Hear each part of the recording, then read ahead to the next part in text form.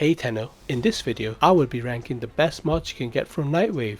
Do Nightwave offerings make sense to you? It's pretty straightforward once you get the hang of it. So what is Nightwave? Nightwave offers various challenges that resets weekly, and by completing them, you go up in rank. As you go up the ranks in Nightwave, you'll earn more Cred, which is the currency for Nightwave. You can use this Cred to buy mods and other cool stuff. And the good news is, many of the challenges, especially the weekly ones, are beginner friendly. Stuff like killing enemies and completing missions, things you'll be doing anyway as you play the game. So just keep playing, complete those missions, climb the Nightwave ranks, and grab those creds for some sweet rewards. Easy peasy, right? Now, here's the trick.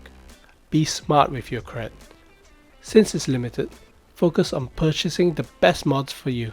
That's where this list comes in. Now, the golden rule of Nightwave. Save up some cred for Nitain. Nitain extract is a valuable resource, and Nightwave is a great way to stock up on it. It's easy to get caught up in the excitement of buying mods and cosmetics. Don't forget to set aside some cred for Nitain. Trust me guys, your future self will thank you when you need that extra Nitain for crafting, weapons and warframes. The Nightwave offerings change every week. You wouldn't want to miss out on something awesome just because you spent all your cred. Aura mods from Nightwave are so important. They're special because they go in the aura slot and boost not just your own abilities but your entire squad. The cool thing is they stack, so you can benefit from multiple players using the same or different mod. The other benefit from using an aura mod is increased mod capacity. You can see here there is a maximum mod capacity of 60. When we add an aura mod, it increases to 67. Make sure to pay attention to the polarity. Matching the polarity of the slot gives you double capacity, and even having the wrong polarity gives you some mod capacity. So you should always be trying to use an aura mod at all times. Let's start the list out with an honorable mention, Sprint Boost. It is situationally useful for some builds. At the early game, it will be very helpful with Volt for extra speed, and I would say to keep an eye out for it. But the essentials in top 5 should be prioritized first. At number 5, Energy Siphon. Energy Siphon looks good on paper. 0.6 energy per second helps if you have no source of energy, but honestly, the energy gained is so little and too slow. I am spamming Excalibur's 1 and you can see I run out of energy very quickly. If you followed my progression guide after the War Within quest, you gain a source of energy much more efficient than this mod. Get it only if you have extra cred. Number 4, Enemy Radar. Enemy Radar work by increasing your distance to detect enemies. You start with a base radius for enemy detection, but this mod stacks and you can cover a much larger area. In the simulacrum, I can see the enemies with the mod right at spawn, while I have to move very close to detect them without the mod. Enemy Radar does have a situational use, but they are useful for exterminate missions, to find remaining enemies, spy, to make sure you are not detected, and disruption missions to find where the demolists spawn.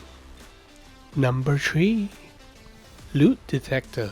What is Warframe without loot? Warframes do not have innate loot radar. Without any loot radar mods, you can't see the drops. The glowing objects are breakable and drop loot. Without any loot radar, you can still see the glowing object, but it will not appear in your minimap.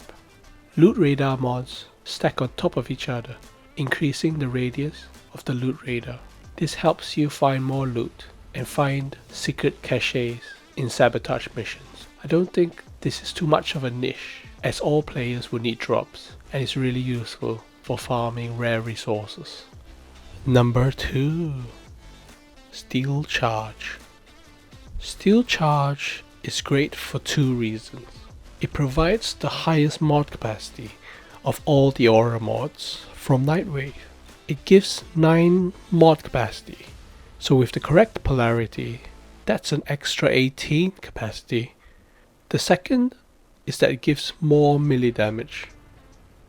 On the left is a melee attack without the mod, and on the right is a melee attack with the mod, and there is much more damage. Melee in the early game is extremely strong, so the additional damage at the start will be good. Number 1. Corrosive Projection. Corrosive Projection is number 1 because of many reasons. It removes a percentage of armor from enemies. It might not seem like much, but we should first talk about armor first. Armor reduces the damage taken, and higher armor has higher damage reduction, increasing exponentially. So the percentage reduced by corrosive projection gives a much higher return the higher the level. So when an enemy has a yellow health bar, they have armor. See the little shield next to the health bar? That shows how much armor is there. Without corrosive projection, the shield is full, and with corrosive projection, there is a space in that shield. This is the best aura mod you can get from Nightwave. Definitely get this when it appears on the Nightwave offerings. So there you go. That's the top 5 aura mods you should be getting from Nightwave, especially as a beginner. If you like this type of video, like and subscribe for more Warframe guides like this. Bye.